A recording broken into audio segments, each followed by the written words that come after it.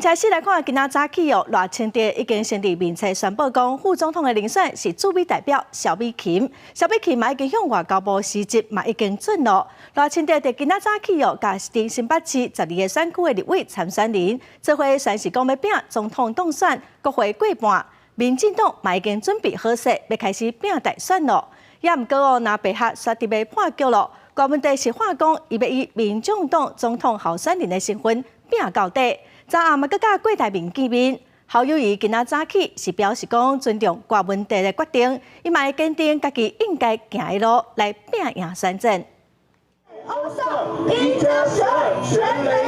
上球棒球无啊，和新北市12选区立委参选人联合登记发动选，希望2024所大选开出红盘。民进党总统参选人赖清德发声总统当选，国会过半。过去4年前、8年前。我们支持选择了蔡英文，我们选择对的人，走对的路。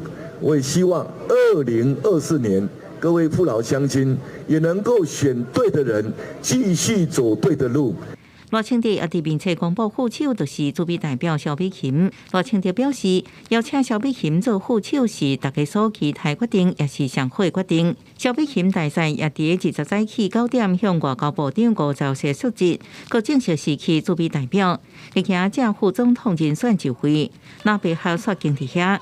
郭文哲进前发出以民众党总统候选人身份拼选战到底。昨到暗时，佮甲郭台铭会面，侯友宜的态度也明显转硬。无论最后的结果怎么样，我们都尊重柯主席的决定。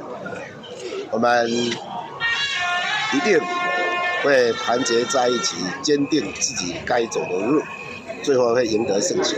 我们真的没有预设任何立场，不管郭柯配、柯郭配、郭柯和，任何的形式都有可能。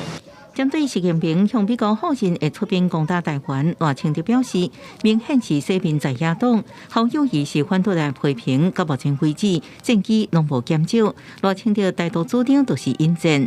记者综合报道。